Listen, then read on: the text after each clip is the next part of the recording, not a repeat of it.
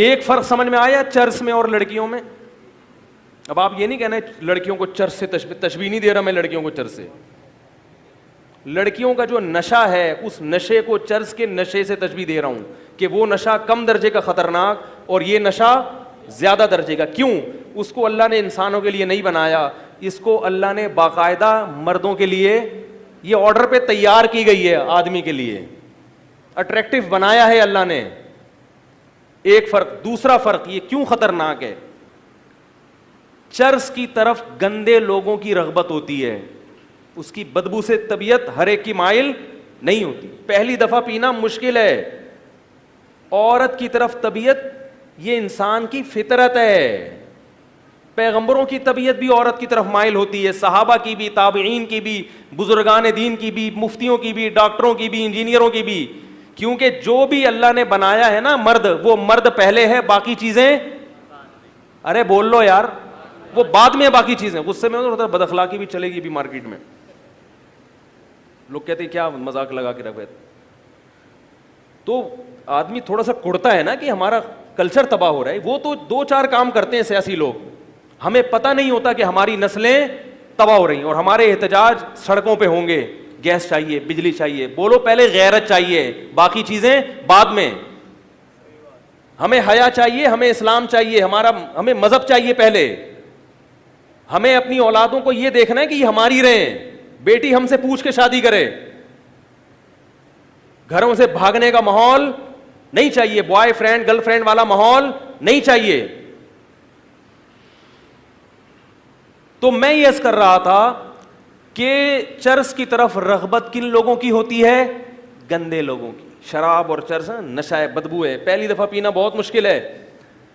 اور عورت کی طرف رغبت یہ انسان کی نیچر ہے, فطرت ہے.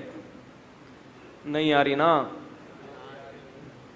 فطرت ہے بھائی, یہ تو مائل ہوگی, چاہے وہ مولوی صاحب ہوں, مفتی صاحب ہوں, بزرگ ہوں, ڈاکٹر ہو, انجینئر ہو, چپڑاسی ہو. آدمی ہونا ضروری ہے اس کے لیے. آدمی ہو تو جہاں عورت ہوگی طبیعت اس کی طرف.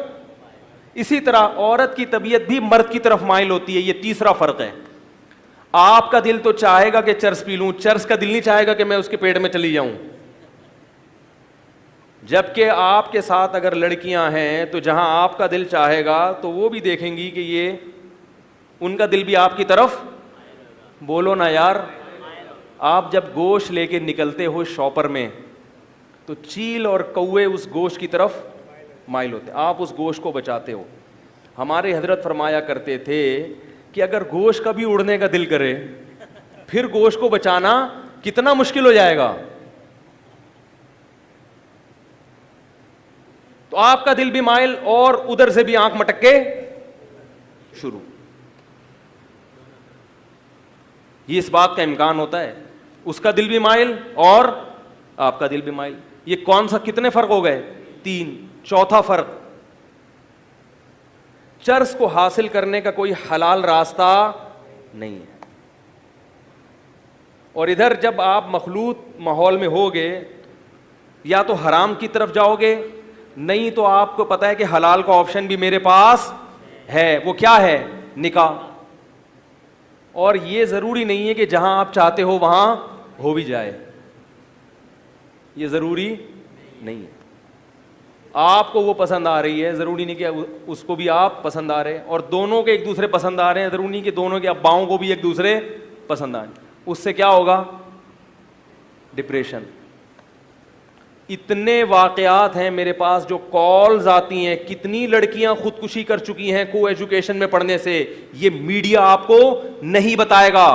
میڈیا یہ بتائے گا فلاں مولوی نے بیوی کے منہ پہ تیزاب پھینک دیا. یہ نہیں بتائے گا کہ لمس یونیورسٹی میں یا کراچی یونیورسٹی میں فلاں لڑکی نے کو ایجوکیشن کی وجہ سے بجلی کے کھمبے سے لٹک گئی اور فلاں لڑکے نے بلڈنگ سے چھلانگ لگا دی.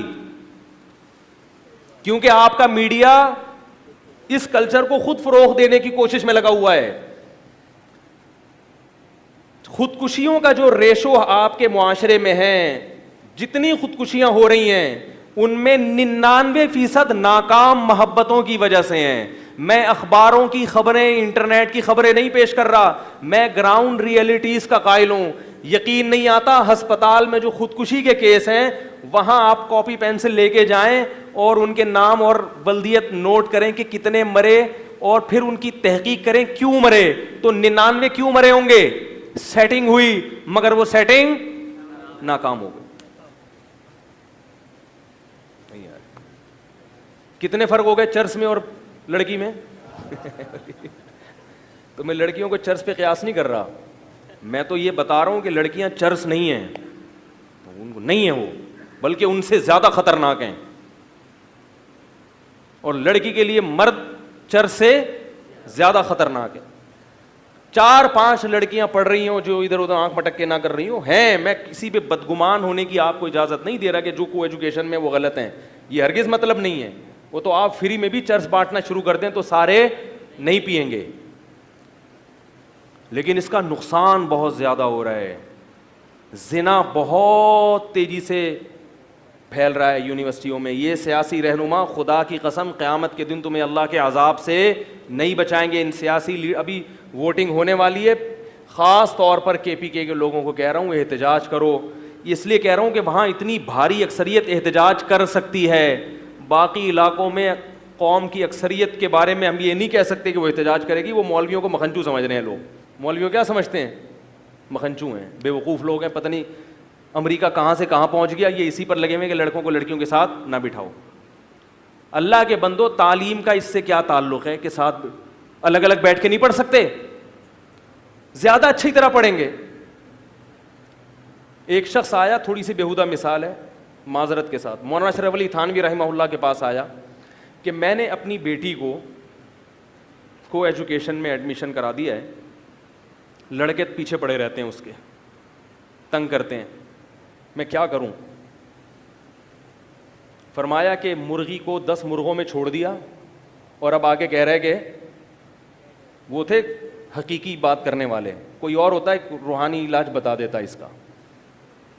وہ روحانی علاج ہوتا ہے لڑکوں کو نامرد بنانے کا. کہا کہ ایک مرغی 10 مرغوں میں چھوڑ دی, 10 مرغیاں ایک مرغے میں چھوڑو گے نا, وہ ایک مرغہ 10 کو نہیں چھوڑے گا. حقیقت بتاؤ, اگر وہ مرغا ہوگا, اگر وہ کیا ہوگا, مرغا ہوگا.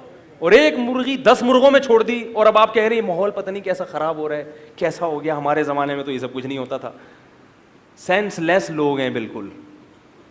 اسلام وہ بات کرے گا جو حقائق کی دنیا پر مبنی ہو, ہوائی باتیں اسلام نہیں کرتا. نصاب پہ زیادہ زور ہے کہ نصاب کیسا ہونا چاہیے. بہت خوبصورت نصاب ہو, لڑکے لڑکیاں اکٹھے بیٹھ کے پڑھیں گے, اس سے کوئی فائدہ.